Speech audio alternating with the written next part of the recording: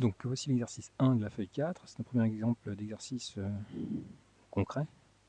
On va employer le PGCD. Donc première question, on va me demander de calculer un PGCD. Et ensuite, j'ai un problème qui m'est proposé que je vais tenter de relier à la question précédente. Donc d'abord, calculons le premier PGCD. Ensuite 540 et 300. Je vous laisse faire votre calcul, vous pouvez mettre la vidéo sur pause et on se retrouve pour la solution. Donc j'ai choisi l'algorithme d'Euclide pour retrouver ce PGCD. Donc il va une fois 300 dans 540, il reste 240. Ensuite, il va une fois 240 dans 300, il reste 60. Finalement, 240 est égal à 4 fois 60 plus 0. Autrement dit, j'ai obtenu le PGCD comme étant le dernier reste non nul, c'est-à-dire celui au-dessus du 0, c'est 60. Donc je conclus en disant que le PGCD de 540 et de 300 est 60. Je vais maintenant relier mon problème à ce calcul de PGCD. Donc on me dit que j'ai une pièce dont les dimensions sont 5,40 m et 3 mètres.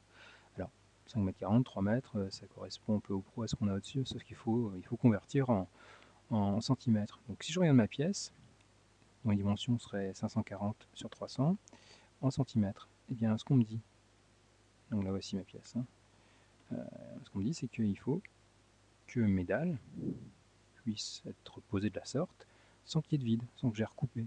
Donc autrement dit, que le côté d'une dalle, cette longueur-là que je code ici, doit être un diviseur de 540.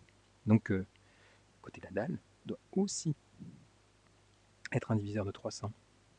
Autrement dit, je cherche un diviseur commun à 540 et 300. Alors je vais utiliser le moins de dalles possible. C'est-à-dire que je veux avoir les dalles les plus grandes possibles. Ah bien voilà, je veux un nombre qui divise 540 et 300 et qui soit le plus grand possible. Donc c'est bon, c'est réglé. C'est le PGCD que je viens de calculer. Donc moi je vous propose de l'écrire comme ça. Le côté en centimètres d'une dalle doit être un diviseur de 540 ainsi que de 300. Le côté le plus grand possible d'une dalle, qui rend minimum le nombre de dalles utilisées, et donc 60 cm. Le PGCD de 540 et de 300 qu'on vient de calculer. Ensuite, on nous demande le nombre de dalles. Alors c'est très visible sur la représentation que j'ai choisie ici. Ben, vous avez le nombre de dalles.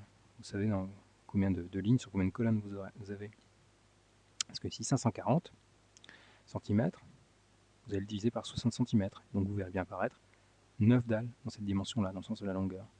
Et dans l'autre sens, 300 divisé par 60, vous verrez apparaître 5 dalles. Donc 540 divisé par 60 c'est 9, 300 divisé par 60 c'est 5. Le nombre de dalles, c'est 9 fois 5. 45. Donc on obtient 45 dalles. Une autre possibilité, ce serait aussi d'effectuer le rapport de la surface de la pièce, c'est-à-dire 540 fois 300 en centimètres carrés, et de diviser par la surface d'une dalle. Et vous retrouveriez comme ça aussi le nombre de dalles. On retrouverait 45 de la même façon. La surface d'une dalle étant bien sûr 60 fois 60. Voilà pour ce premier exercice.